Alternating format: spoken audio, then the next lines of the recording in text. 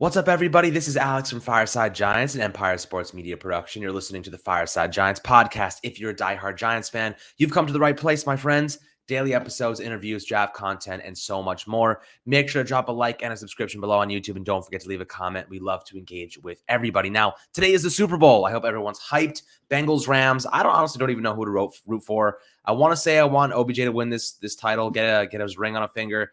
But ultimately, look at the Bengals, and it reminds me of the Giants back in the day, making this wild run at the Super Bowl, going out, winning it, beating the undefeated Patriots. The Cincinnati Bengals are an underdog in this scenario, but Joey Burrow, the guy's got ice in his veins, man. And when you have a guy that clutch, you never know what can happen. Look at the Chiefs last week or 2 weeks ago, completely blew it in the second half. I will say Cooper Kupp, I think he's going to torch Eli Apple today. I really hope Eli Apple just has a terrible game. I do not like the guy. He's quite cocky for being such an average player and probably below average by most accounts.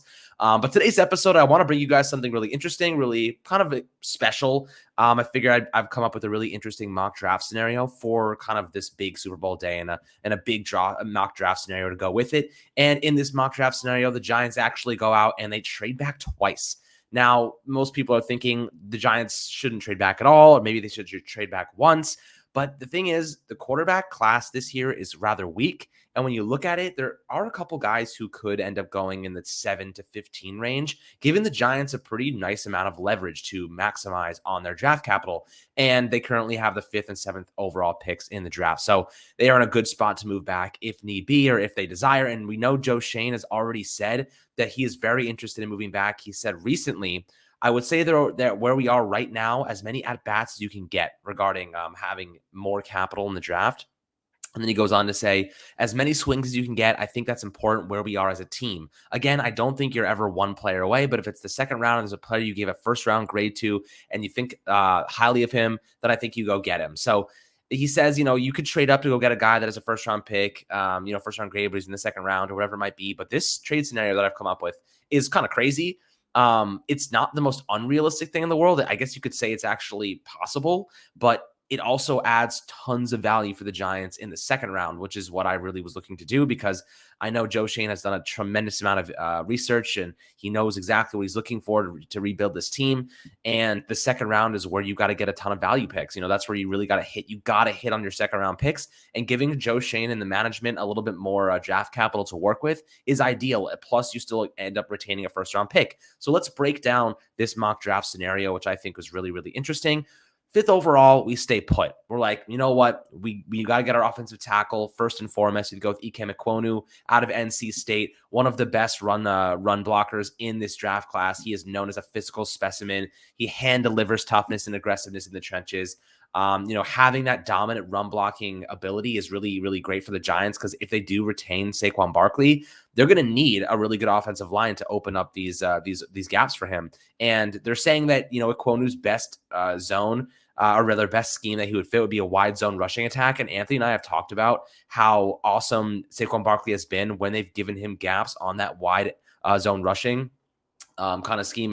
And I think the C gaps, bringing those guards around to the outside is really ideal, and opening up those zone gaps is what he is capable. Like that is where I think that he can maximize his potential, especially coming off the ACL tear. He has a full year under his belt, coming off the injury. So I think he's going to be a little bit more confident with his running style. But Mikuonu, you run behind a guy like that, he's pushing guys to the second level. He's taking 2 guys out at a time. You really want that type of physicality, and he's an athletic specimen to go with it, right? So he's not the best pass blocker in the world, and of course you kind of want Daniel Jones to have the pass blocking situated so that you can develop, but Mikuonu has the capabilities and athletic ability to become a phenomenal pass blocker. With that being said, I really do think that if they went with him, they would be pretty happy. He hasn't played right tackle, so he'd be making the transition over to the right side. But he kind of also has this universal scheme fit about him that he can kind of go and do different things and fit different molds and different schematics. So I don't think that the wide zone rushing style is like his only thing that he can stick to. He can do a multiple different things if you're going to run a power gap or whatever it might be. I think that he's a guy that you want, especially if you're going to commit to the run. Now, I will say this.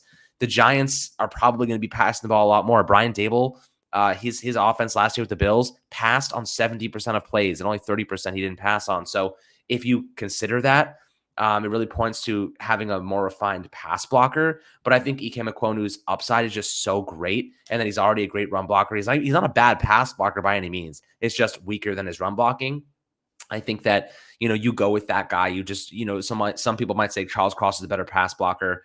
Maybe you go with him because you need, especially if you're going to be running this high octane offense with passing in the passing game, and this blend with Mike Kafka and Brian Dable, this dynamic West Coast style and spread offense mashed into one, and trying to figure out, the strengths of each individual player, which Saquon Barkley noted recently. He was like, the conversation with Brian Dable has been phenomenal. He's like, we want to attack your strengths. We want to build a scheme around what you do best, which I find to be freaking amazing. It's been, it's all talk for now. I want to see it actually happen, but I'll tell you what, it's definitely something that caught my attention. I was like, I think that's exactly what we should be doing, because they did it for Patrick Mahomes. They did it for Josh Allen. They have top five offenses every single year.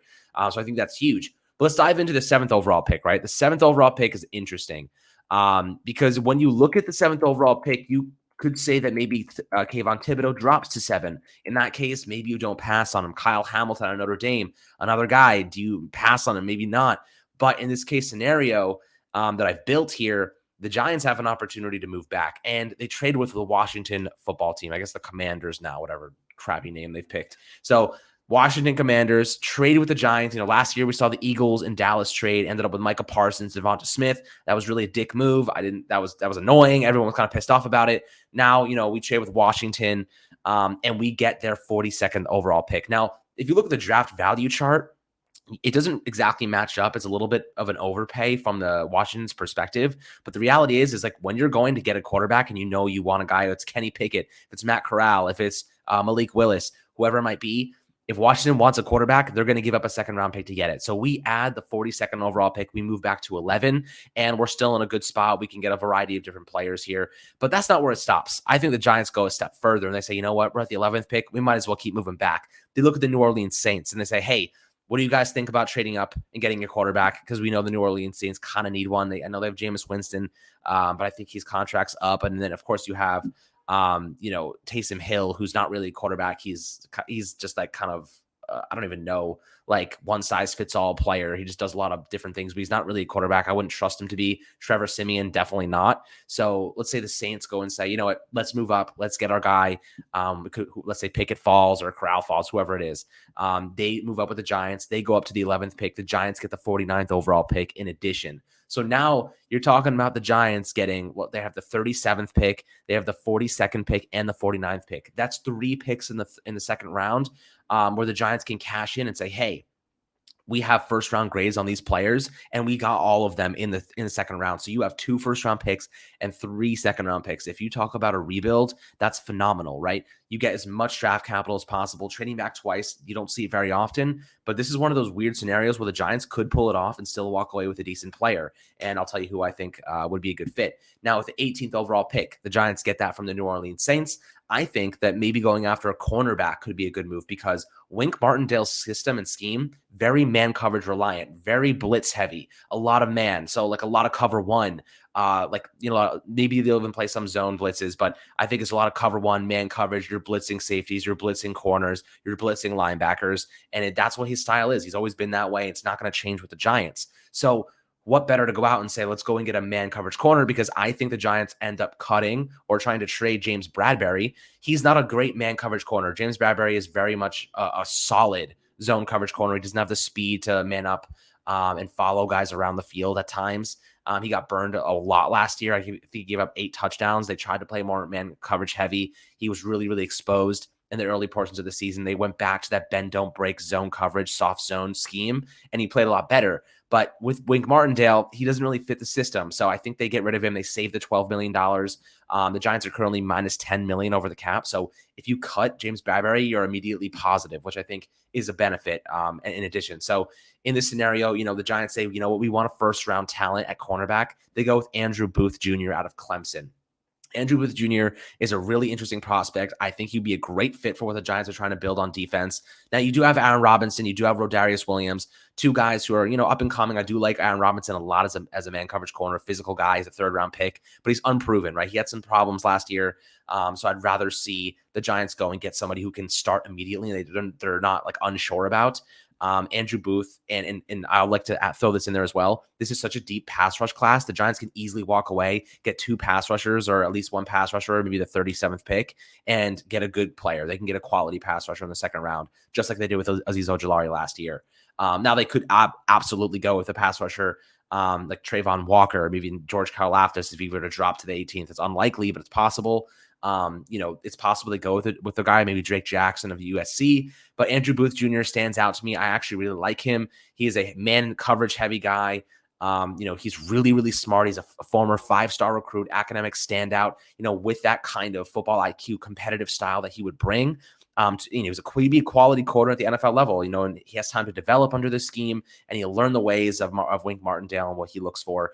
I think that this would be a good selection. You replace that big bloated contract from James Bradberry with a very healthy cost control. That's the word that Joe Schoen used during his introductory press conference, cost control. Players and positions like offensive line, like quarterback, like cornerback, like wide receiver. Those big money guys can really rack up a bill. So sometimes you want to get those guys on cost control contracts, and an 18th overall pick in Andrew Booth Jr., he's not making that much money over the next 4 or 5 seasons, and he's a man coverage guy. So I think that this would be a great supplement for James Bradberry. I'd love to hear what you guys think about this mock draft. Really interesting. I figured I'd throw something really interesting together for you guys during the Super Bowl, so you guys could check this out and think about it. I'd love to hear your takes, obviously, and if you think this would be a benefit for the Giants, if trading back this much might be a negative because we're passing on a lot of great players. But I think that the more swings, the more bats you get, the better chance Joe Schoen's going to hit on some really good talent. I mean, you have a lot of positions to overturn this year. So I think that the more swings you get, it can really only be a benefit, right? But love to hear your opinions in the comment section below on YouTube. Much love as always. Make sure to like and subscribe the video and drop us a 5-star review on iTunes, Spotify. Much love as always. Enjoy the Super Bowl and win some big money if you're betting. Catch you guys on the next episode. Have a good one.